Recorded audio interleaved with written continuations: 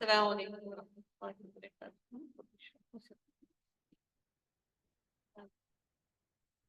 آغاز ہوتا ہے کہ ہمارا آیت نمبر 6 سے اللہ رب العزت ارشاد فرماتے ہیں اس آیت کے اندر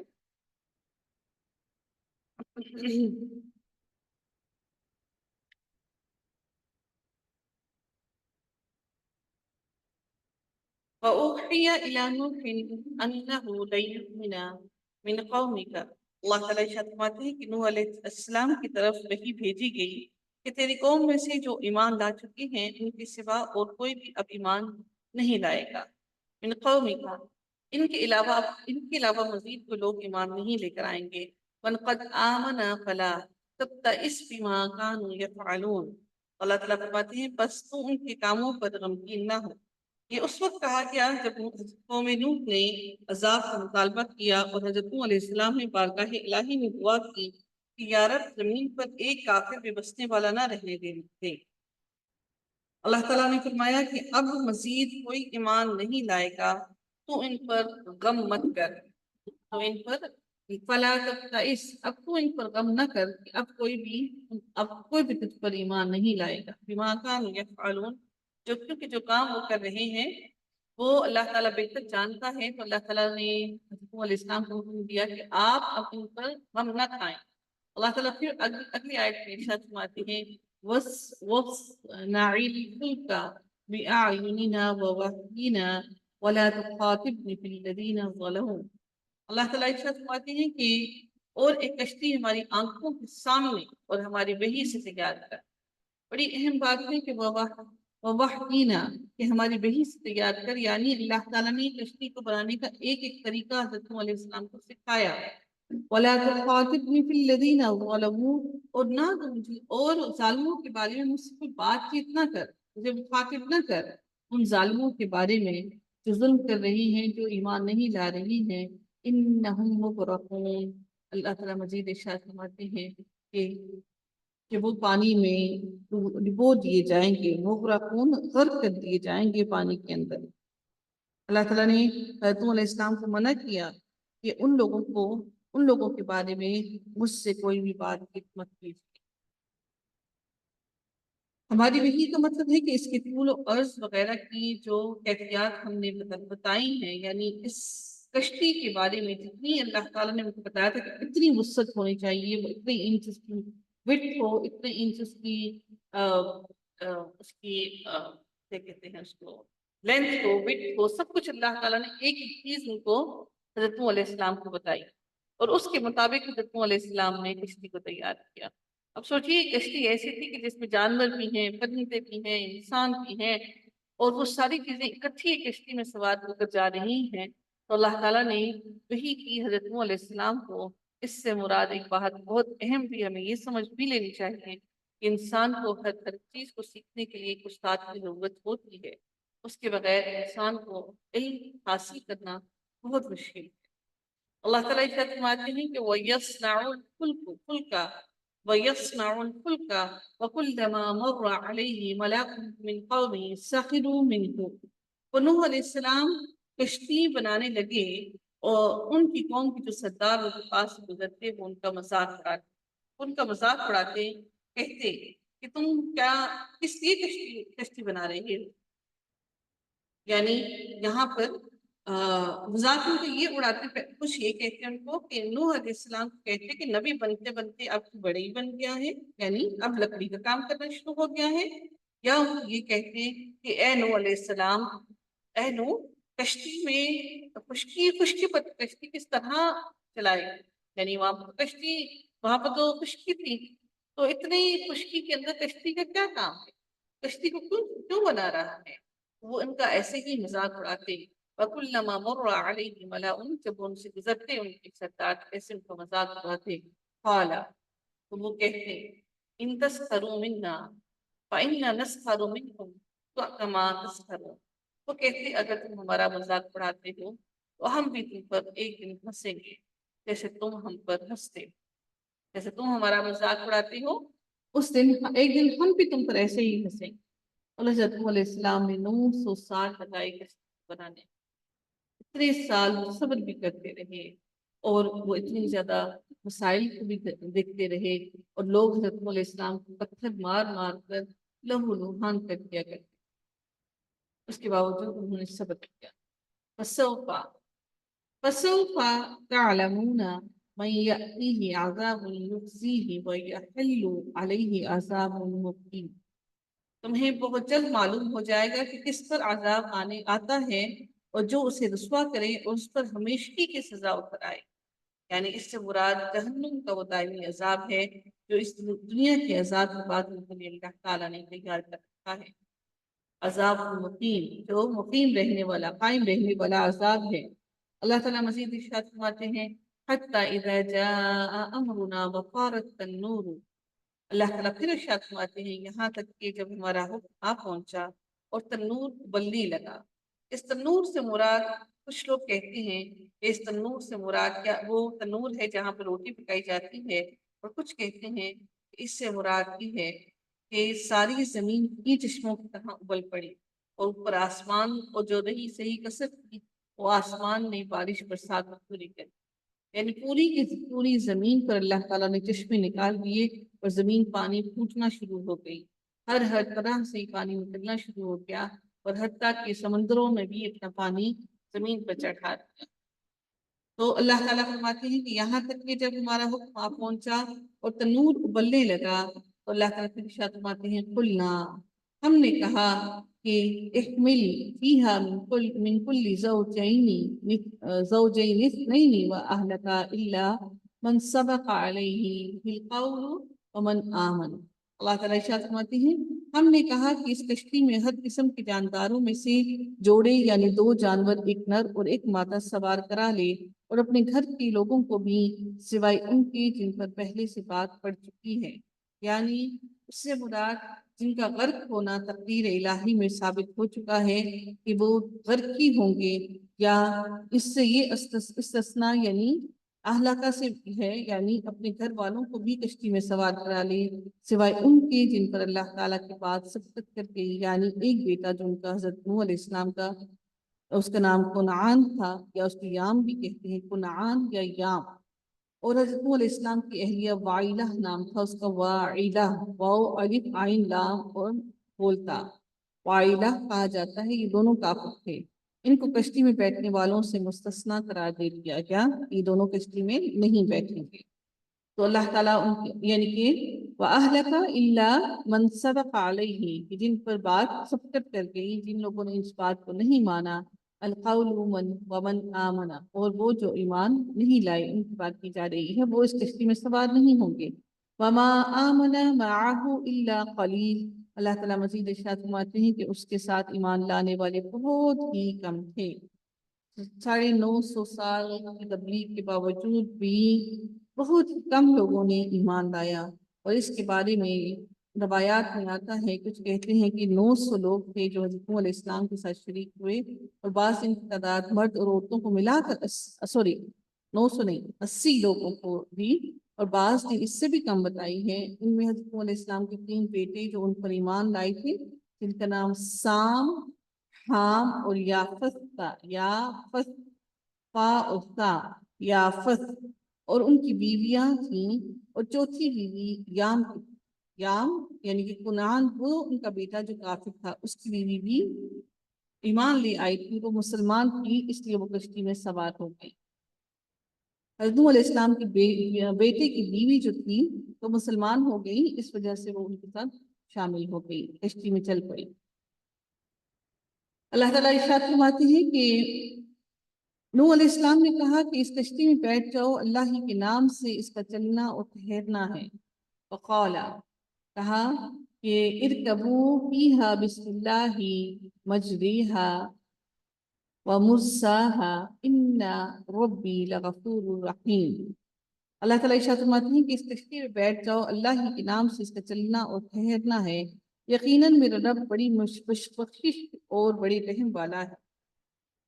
یعنی اللہ کے نام سے اس کا پانی کی سطح پر چلنا اور اسی کے نام پر اس کا ٹھہرنا ہے۔ اس سے ایک مقصد اہل ایمان کو یہ تسلی اور حوصلہ بھی دینا ہے کہ وہ بلا خوف و خطر کشتی میں سوار ہو جائیں، اللہ تعالیٰ ہی اس کشتی کا محافظ اور نگران ہے، اسی کے حکم سے چلے گی اور اسی کے حکم سے ٹھہرے گی۔ سوچئے کہ آسمان بالکل اندھیرا، سورج نہیں ہے، طوفانی بارشیں چل رہی ہیں، طوفان چل رہا ہے، بارشیں تو نہیں تھی، اور زمین بھی پانی اگل رہی ہے۔ تو اس وقت ظاہر ہے کہ انسان کا فطری عمل ہے کہ ہر انسان کو زدہ ہوگا، تو اللہ تعالیٰ نے ان کا خوف دور کرنے کے لیے کہا کہ بلا خوف و خطر اس کشتی میں سوار ہو جاؤ۔ اللہ تعالیٰ ہی اس کشتی کا محافظ اور نگران ہے، اسی کے حکم سے چلے گی اور اسی کے حکم سے ٹھہرے گی۔ جس طرح اللہ تعالیٰ نے دوسرے مقام میں فرمایا کہ اے نوح، جب تو اور تیرے ساتھی کشتی میں آرام سے بیٹھ جاؤ تو کہو الحمدللہ الذی نجانا من القوم الظالمین، اور وقل رب انزلنی منزلا مبارکا وانت خیر المنزلین۔ سب تعریف اللہ ہی کے لیے ہے جس نے ہمیں ظالم لوگوں سے نجات عطا فرمائی، اور کہہ کہ اے میرے رب مجھے بابرکت اتارنا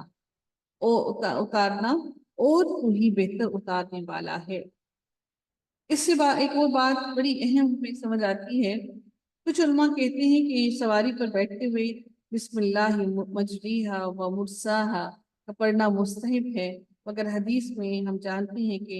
نبی کریم صلی اللہ علیہ وآلہ وسلم سے جو دعا ثابت ہے، سبحان الذی سخر لنا هذا وما كنا له مقرنین وإنا إلی ربنا لمنقلبون۔ تو یہاں سے سوچئے کہ اس دعا کا پڑھنا کتنا لازم ہے کہ ہر سواری اللہ تعالیٰ کے حکم سے ہی چلتی ہے اور اسی کے حکم سے ٹھہرتی ہے۔ تو ہمیں چاہیے کہ ہم سفر کی دعا کا جب ہم کسی بھی چیز پر سوار ہو کر سواری کرتے ہیں تو اس کو دعا کو لازمی پڑھنے کا اہتمام کیا کریں۔ مزید اللہ تعالیٰ ارشاد فرماتے ہیں اگلی آیت کے اندر، وَهِيَ تَجْرِي بِهِمْ فِي مَوْجٍ کالجبال۔ اللہ تعالیٰ ارشاد فرماتے ہیں وہ کشتی انہیں پہاڑوں جیسی موج میں لے جا رہی تھی، یعنی پہاڑوں جیسی موج میں لے جا رہی تھی۔ پہاڑ بھی پانی میں ڈوبے ہوئے تھے، اور یعنی جب زمین پر پانی تھا تو حتیٰ کہ پہاڑ بھی پانی میں ڈوبے ہوئے تھے۔ یہ کشتی حضرت نوح علیہ السلام اور ان کے ساتھیوں کو اپنے دامن میں سمیٹے اللہ تعالیٰ کے حکم سے اس کی حفاظت میں پہاڑوں کی طرف رواں تھی،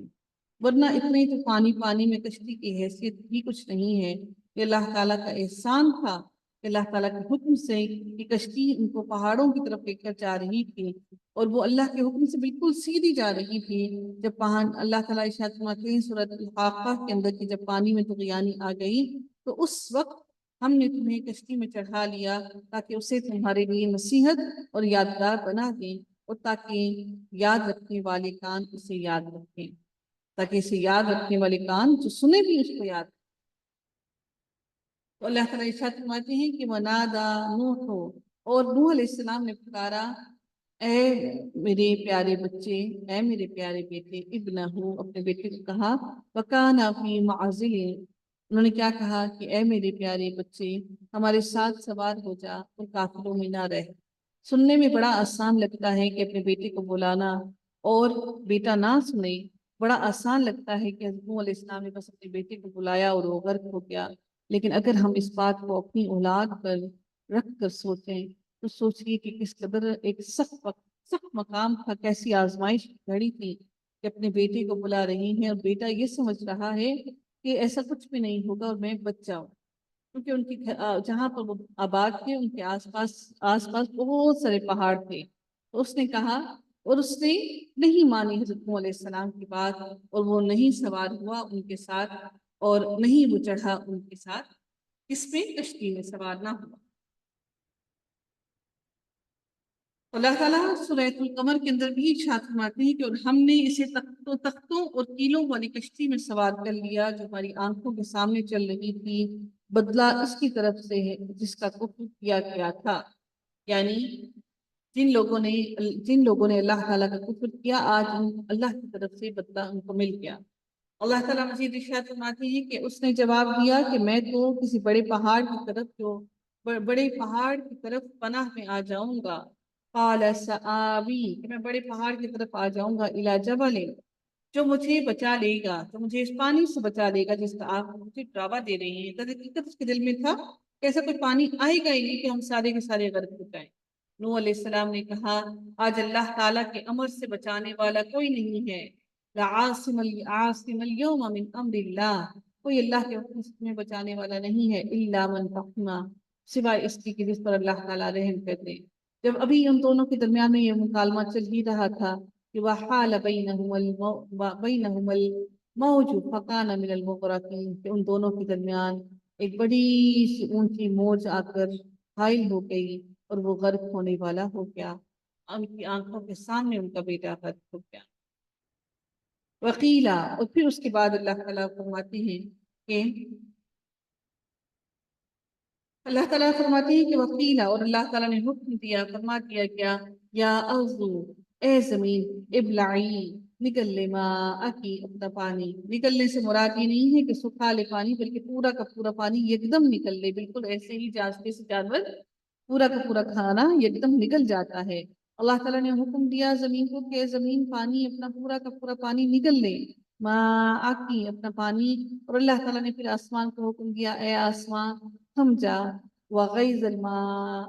اور پھر اللہ تعالیٰ نے حکم دیا کہ آسمان بس کر اب، اللہ نے حکم دیا کہ اے آسمان اب بس کر۔ اسی وقت پانی سکھا دیا گیا اور کام پورا کر دیا گیا، یعنی کام کیا پورا کر دیا گیا؟ اللہ تعالیٰ فرماتی ہیں وقضی الامر، اور اللہ کا فیصلہ، اللہ نے جو کام کرنا تھا وہ کام پورا کر دیا گیا، یعنی تمام کافروں کو نصف نابود کر دیا گیا۔ اور کشتی جودی نام پہاڑ پر جا لگی، وہاں پر جا کر رکی، واستوت علی الجودی، اور جودی پہاڑ پر جا کر کشتی رک گئی، وقیل بعدا للقوم الظالمین، اور پھر اللہ تعالیٰ ارشاد فرماتے ہیں کہ اور فرما دیا گیا کہ ظالم لوگوں پر لعنت نازل ہو، بعدا، ان پر لعنت نازل کر دی گئی ظالم لوگوں پر۔ ونادى نوح، اور نوح علیہ السلام نے پکارا اپنے رب کو، اور کیا کہا انہوں نے نوح علیہ السلام نے اپنے پروردگار کو پکارا اور کہا کہ میرے رب، میرا بیٹا تو میرے گھر والوں میں سے ہے۔ انہوں نے کہا کہ اے میرے رب، ابھی بھی حجت کہیں۔ فقال ربی ان ابنی من اہلی، اے میرے رب میرا بیٹا تو میرے اہل والوں میں سے ہے، وَإِنَّ وَعْدَكَ الْحَقُّ وَأَنْتَ